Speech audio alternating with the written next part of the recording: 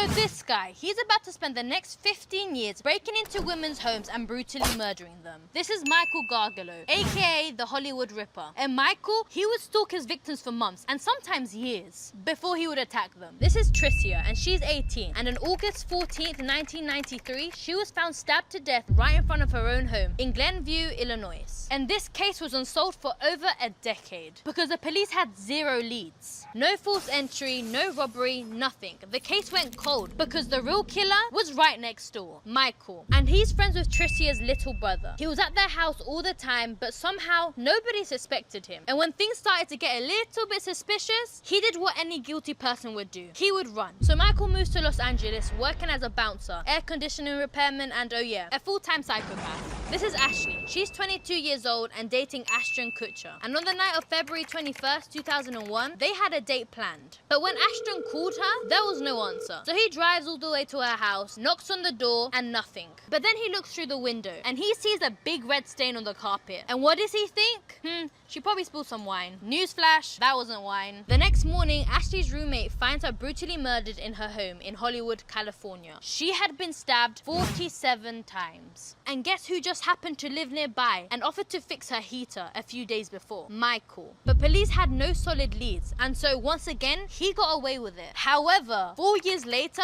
Michael strikes again, and this time, he kills Maria Bruno. She's 32 and has 4 kids. So Maria had just moved into her new apartment in El Monte, California. But what she didn't know was that her neighbor was Michael. That's when on December 1st, 2005, Maria was found in her bedroom and her body was mutilated. This scene was so horrific, police said it looked like a horror movie. And just like before, no fingerprints, no false entry, nothing. But surveillance footage showed a man sneaking around her building that night. They still couldn't prove it was Michael, but he was starting to slip up. And what he's about to do next was probably his biggest mistake. This is Michelle, and on April 28th, 2008, Michael broke into her home in Santa Monica, California, where she was asleep. But this time, things didn't go as planned. As he attacked, Michelle fought back, kicking, punching, and somehow managing to push him off. And this dude, he literally said, "I'm sorry," before running out the door. But here's where he really messed up. He cut himself during the struggle and left his own blood at the crime scene. That's when, bang, police matched his DNA to Ashley's murder and Maria's, and finally to Tricia's murder from 15 years earlier. It took them over a decade, but they finally got him. In 2019, after years of trials, Michael was convicted of 2 murders and 1 attempted murder. The jury didn't even hesitate. They sentenced him to death. But even that wasn't the end. In 2021, he was extradited back to Illinois to finally face charges for Tricia's murder. And after years of avoiding justice, he's now sitting on death row. And this is his mugshot. And the worst part, he showed zero remorse during his trial.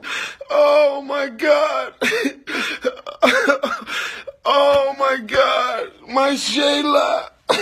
My Shayla. Congratulations. Oh.